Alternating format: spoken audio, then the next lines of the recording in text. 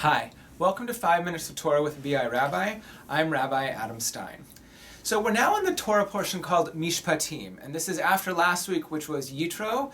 Last week we had the 10 commandments, these big 10 utterances or sayings, big commandments. They're so famous. But then in this week's parasha and many weeks after this, we have more and more laws with Moses still up there on Mount Sinai. Okay, so we shouldn't forget that there are a whole lot of laws besides just those 10 big ones. It's just, this week's Torah portion is just chock full of laws, really. So it opens up with a discussion of the regulations that govern the taking of a Hebrew or a Jewish slave. There are situations in which a fellow Jew or Hebrew in the Bible would be taken as a slave, maybe they owed money, etc. But the Torah clearly delineates how long the slave can be held and when they have to be set free. Just in this morning's Torah reading, we're reading about how if a slave is set free or offered to be set free after 7 years, as they're supposed to be, the slave might say, well, you know what? I sort of like being your slave or your servant. I want to stay here. It's a little strange, but the Torah says, okay, let him stay there, and you have to put an earring right through his ear up against a doorway. So, one more reason not to say that to your master that I want to stay on. But generations later, after these laws come out in the Torah, the prophet Jeremiah, okay, and we're going to get to this in this week's Haftarah, he condemns his compatriots, his fellow Jews, for violating the regulations about treating slaves fairly, and people are holding slaves in perpetuity, never letting them go, treating them like chattel. He condemns them for violating this God-given covenant, which required them to free their slaves at a certain time. And they say, okay, we'll let them go. But then they reverse their decision and they go and recapture them. Just like you hear about happening in the past few centuries in America, in Central America, South America, Africa, etc. It's terrible things, even back in biblical times.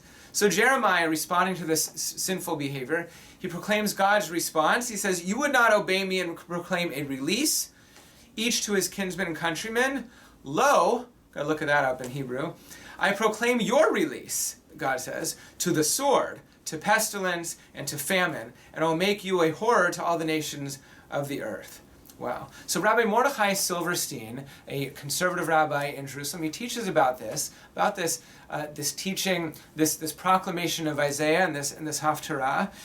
In other words, he's saying that Jeremiah links the sinful behavior of his countrymen to the downfall of the nation at the hands of the Babylonians.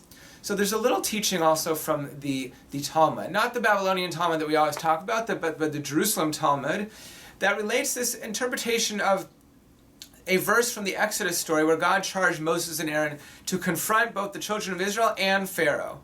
It says, the Lord spoke to both Moses and Aaron in regard to the Israelites and Pharaoh, instructing them to deliver the Israelites from the land of Egypt. Let my people go, right?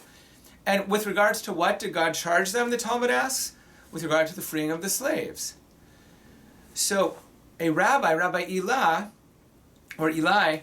says that Israel was punished in Egypt on account of not freeing slaves. So it's not just that God is punishing Pharaoh for not freeing the Israelites who are slaves, but Israel is punished for not freeing their slaves. At the end of 7 years, every one of you must let go any fellow Hebrew who was sold to you, says Jeremiah. So he says in this historical midrash that there were Jewish slave owners in Egypt who refused to abide by the limits set on slave ownership in the Torah.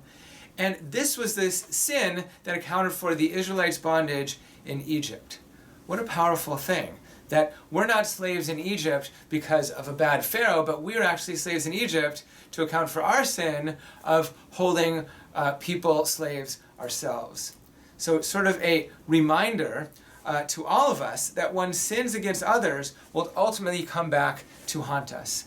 And speaking of sins coming back to haunt us, we can think about Haman coming up, his sin of trying to destroy all of us, and in the end, he and his family get destroyed. Our Purim activities are being planned with great gusto. Coming up on March 9th here at BI, it's a Monday evening. We have all of our great Purim stuff coming up. There's 3:20 to 5 p.m. There's a pre-party for kids, kindergarten through grade 8.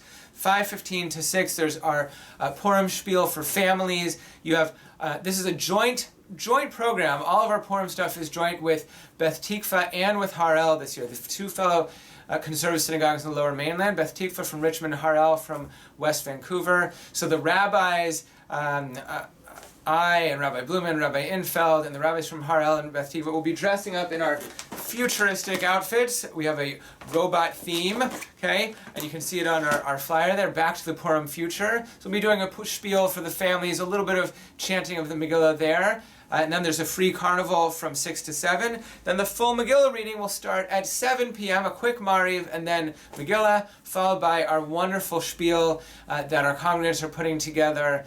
They've been writing for months and rehearsing for weeks, maybe a month or two now. Great rehearsals going on. That's Esthertainment, it's called, and it should be really, really a great evening. So look forward to seeing you there. Shabbat Shalom.